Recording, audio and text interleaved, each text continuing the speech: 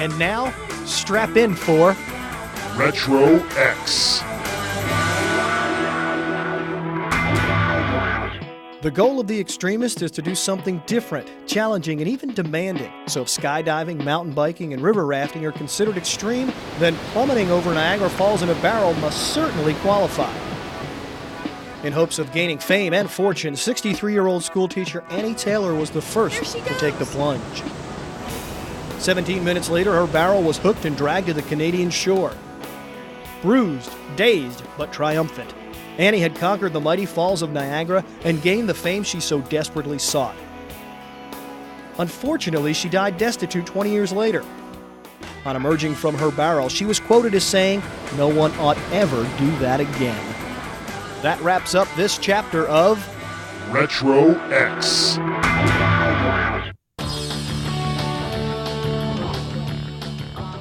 Tom, we've traveled about 2 hours or so here to Sand Rock, Alabama.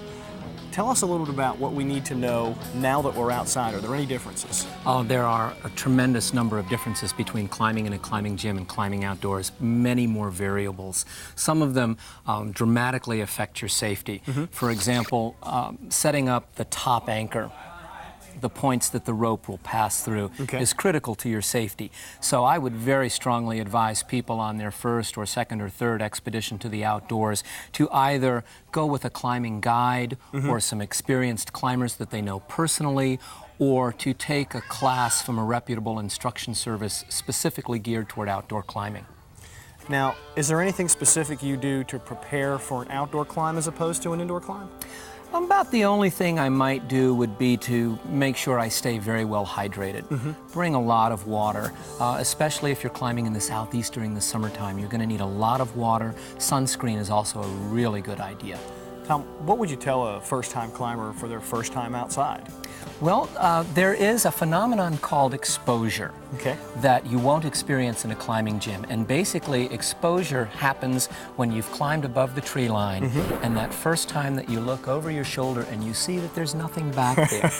And it can be very disconcerting. About the only thing you can do to prepare for it is to know that it's something that might happen to you. A lot of climbers, once they've gotten some experience, really look forward to the exposure. Now, I know the routes here at Sand Rock have some interesting names. How does one name a route? Naming of the route is the privilege of the person who climbs it for the very first time. A lot of people will name routes in a specific area thematically. Some will choose a favorite record. Some will choose a curse word that they might have said trying to get to the top of it. It's all up to the first ascensionist. Is Sand Rock a good place for all different skill levels? Yes, it is. You can set top ropes at Sand Rock. There's lots of easy climbs. There are some very, very difficult lead climbs in places. The bouldering is good. The only drawback to Sand Rock is that the rock quality itself is a little on the abrasive side.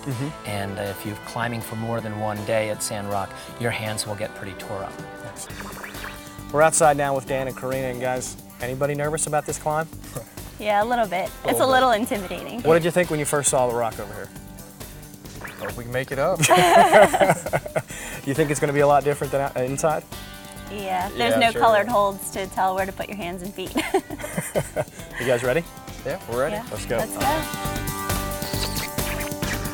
Dan and Karina have had some time to practice in the gym since their initial classes, and now getting their gear on is becoming more second nature to them. Every single piece of this equipment is designed with only one thing in mind, and that's the safety of the climbers.